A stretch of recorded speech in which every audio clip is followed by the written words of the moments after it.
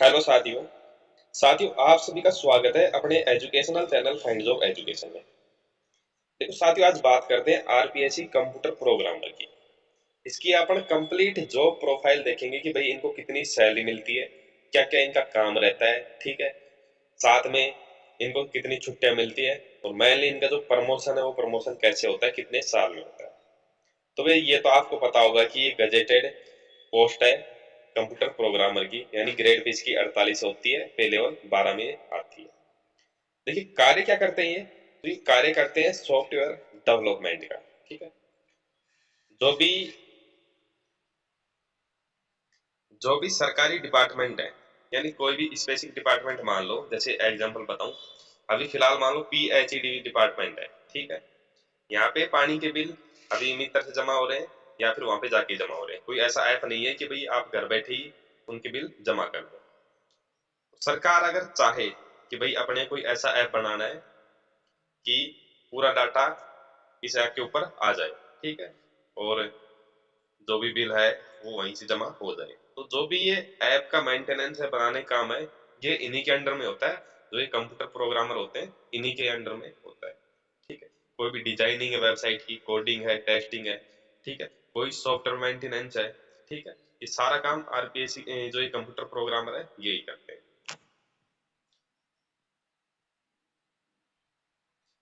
Government website developer, ठीक है, data management का, trouble shooting and debugging error of website, यानी सरकारी कोई वेबसाइट है उस पर एरर आने लग जाता है तो उससे रिलेटेड प्रॉब्लम को सॉल्यूशन करने का काम यही करते हैं। इनका हेड डिपार्टमेंट है डीओआईडीटी राजस्थान।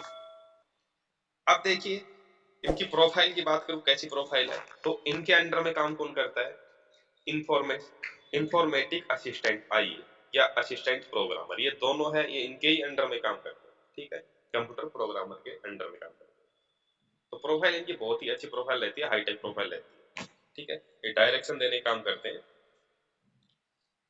अब भाई एनओसी की बात करें, यदि आप किसी भी अदर सर्विस में पहले से जॉब कर रहे हैं तो एनओसी के लिए एप्लीकेशन आप जरूर लिखना। इसमें क्या प्रक्रिया रहती है, आप एक सिंपल एप्लीकेशन लिख दो अपने विभाग में, अपने डीडीओ को, कि मैं ये फॉर्म अप्लाई करना चाहता हूँ और मुझे फॉर्म अप्लाई करने व इसके एग्जाम में उपस्थित होने की अनुमति दी जाए। बस ये होता है नो ऑब्जेक्शन सर्टिफिकेट, इतना आपको लिखना है। पेमेंट की बात करें तो भाई देखो 93 से 34,800 इसका पेमेंट है। अब सैलरी 2 साल तक आपको फिक्स सैलरी मिलेगी। फिक्स सैलरी आपकी कितनी है, 31,100 रुपए, ठीक है। अब आपको पता होगा कि भाई राजस्थान में ओल्ड पेंशन स्कीम यानी पुरानी पेंशन ही चल रही है अभी अभी वैसे तो बीजेपी सरकार है अपने यहाँ पे, पर उन्होंने अभी तक ओपीएस को हटाया नहीं है, ओपीएस ही है। जीपीएफ है जो जनरल प्रोविडेंट फंड है, इसमें आपका 2850 रुपए कटेगा। आरजीएचएस इसमें आपका 440 रुपए कटेगा। कटने के बाद आपके हाथ में जो सैलरी आएगी वो 27,810 रुपए आएगी। जब 2 साल कंप्लीट होते हैं तब आपका फिक्सेशन लेवल 12 में हो जाता है। अब आपकी बेसिक सैलरी कितनी हो जाएगी, 44,300 तक, ठीक है। डीए आपको पता होगा कि भाई 50% चल रहा है, ठीक है। ये डीए जनवरी 2024 का जो अभी बढ़ा है, मार्च में बढ़ा है, तो डीए आपका 22,150 रुपए हो जाएगा। हाउस रेंट अलाउंस की बात करें तो ये अभी 9% और 18% है। देखिए गवर्नमेंट ने एक आदेश निकाला था कि जब भी आपका डीए 50% क्रॉस ओवर हो जाएगा, यानी इसके पार हो जाएगा, तो आपका एचआरए 10% व 20% कर देंगे, ठीक है। तो ये 10-20% का ऑर्डर अभी तक तो कोई आया नहीं है। पे मैनेजर पे भी देखें तो अभी डीए तो बढ़ गया, 50% हो गया ऑटोमेटिक, लेकिन एचआरए वही 9 और 18 ही दिखा रहा है अभी, ठीक है। तो ये एचआरए 9 और 18% कहाँ पर कैसे मिलेंगे, तो जो वाई कैटेगरी की सिटी है, जयपुर है, जोधपुर है, बीकानेर है, अजमेर है, कोटा, ठीक है, इसमें ध्यान रखना कि भाई जो सिटी है ना वहीं आपको एचआरए 18% मिलेगा। जैसे जयपुर में, जयपुर एक ग्रामीण भी है और एक जयपुर सिटी भी, तो जो जयपुर सिटी है वहीं एचआरए 18% होगा, जयपुर ग्रामीण में वही 9% ही मिलेगा, ठीक है। इसी प्रकार जोधपुर, बीकानेर, अजमेर, कोटा, वहीं पर भी यही नियम लागू होते हैं। बाकी अदर जगह आपको एचआरए 9% मिलेगा। एक चीज ध्यान रखना, आपको सिटी अलाउंस और मिलता है। सिटी अलाउंस कितना मिलता है, ये मिलता है आपको जयपुर में 1,000 रुपये मिलता है, और वही बाकी अदर जगह आपको थोड़ा कम मिलता है, तकरीबन 600-700 रुपये मिलता है। अब भाई एक्स्ट्रा अलाउंस की बात करें तो कोई एक्स्ट्रा अलाउंस इसमें नहीं मिलता, नहीं ट्रेवलिंग अलाउंस मिलता है। आपकी ग्रोथ सैलरी हो जाएगी ये 70,437, जहाँ 18% एचआरए हो वहाँ पे 74,000 हो जाएगी। अब देखिए कटौती क्या होंगी आपकी, वही जनरल प्रोविडेंट फंड में आपके पैसा कट जाएगा, स्टेट इंश्योरेंस में आपका पैसा और कटने लग जाएगा, ये होगा 2200 रुपए। आरजीएचएस में आपका 658 रुपए कटेगा, टोटल कटौती आपकी ये हो जाएगी। और कटने के बाद आपके पास जो नेट सैलरी आएगी वो आएगी 64,729। और जहाँ चाहे आपको 18% मिलेगा, वहां पे 68,000 आपकी सैलरी आ जाएगी। इसमें आप सीसी और जोड़ लेना, जो सिटी अलाउंस है वो आपके 1,000 रुपए, यानी 69,000 आपकी सैलरी आ जाएगी। अब देखो साथियों, सैलरी आपकी किस प्रकार से बढ़ेगी। तो साल में 3 बार आपकी सैलरी बढ़ेगी। एक तो भाई हर साल 1 जुलाई को इंक्रीमेंट लगता है, ये लगता है 3% आपकी बेसिक पे। जो आपकी बेसिक पे है उस पर 3% का इंक्रीमेंट लगेगा, यानी अभी आपकी बेसिक पे 44,300।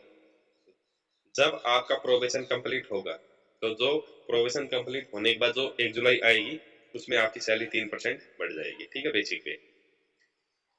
डीए साल में 2 बार बढ़ता है, 1 जनवरी का, 1 जुलाई का, ठीक है। जनवरी का डीए जो अभी बढ़ा है मार्च में, अब 50% हो गया है। छुट्टी की बात करें तो भाई देखो, हर संडे और सैटरडे, शनिवार की भी आपको छुट्टी मिलेगी, ठीक है। कोई भी गवर्नमेंट हॉलीडे है वो आपको मिलेगा। एजुकेशन लीव क्या है, यदि आप आगे पढ़ाई करना चाहते हैं, आरएएस यूपीएससी कोई तैयारी करना चाहते हैं, तो यदि आप प्रोबेशन पीरियड में है तो आपको 30 दिन का एजुकेशन लीव विदाउट पे मिलेगा, ठीक है, विदाउट पे, यानी 30 दिन की आप छुट्टी ले लो बिना सैलरी के, सैलरी नहीं मिलेगी। और 2 साल कंप्लीट होने के बाद आप मैक्सिमम 1 ईयर का, 1 साल का एजुकेशन लीव ले सकते हैं विदाउट पे, ठीक है, बिना सैलरी के। पैटर्न लीव है, यदि आपके बच्चा होता है तो आपको 15 दिन का पैटर्न लीव मिलेगा। और जो लड़कियां हैं, लेडीज है, उनको 6 माह का मिलेगा, 180 दिन का। इसके अलावा भाई आपको 15 सीएल मिलेंगे, ये ध्यान रखना है। यहाँ पे 30 पीएल मिलेगी, जो उपार्जित अवकाश हो 30 मिलेंगे, 20 मेडिकल लीव मिलेंगी, 2 ऐच्छिक अवकाश मिलेंगे, ठीक है। प्रमोशन कैसे होगा आपका, तो देखिए प्रमोशन इसमें बहुत शानदार प्रमोशन होता है। आप ज्वाइनिंग लेते हैं प्रोग्रामर पे 4800 ग्रेड पे, ठीक है। और आपकी जो अगली पोस्ट है वो क्या है भाई, एनालिस्ट कम प्रोग्रामर की है, ठीक है। तो अब देखो इसमें प्रमोशन किस प्रकार से होता है। यदि ये ऊपर की सीट खाली है, तब तो आपका 5-6 साल में प्रमोशन हो जाएगा, 4800 से 6000, 6600 ग्रेड पे, इसकी 6600 ग्रेड पे होती है।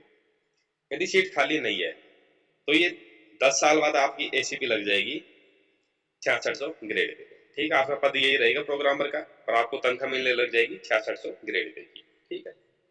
अब जैसे ही नेक्स्ट आपकी पोस्ट खाली होती है, ये सिस्टम एनालिस्ट ऐसे की, तब आपका प्रमोशन इस पे हो जाएगा, ठीक है। तो साथियों, यदि आपने इसका फॉर्म अप्लाई किया है तो इसकी जबरदस्त तैयारी कीजिए, बहुत ही अच्छी सर्विस है, हाई प्रोफाइल की सर्विस है, ठीक है। और यदि आपने चैनल को सब्सक्राइब नहीं किया तो प्लीज चैनल को सब्सक्राइब जरूर करना, ताकि अपनी कोई नेक्स्ट इंपॉर्टेंट वीडियो है आपको तुरंत मिल जाए।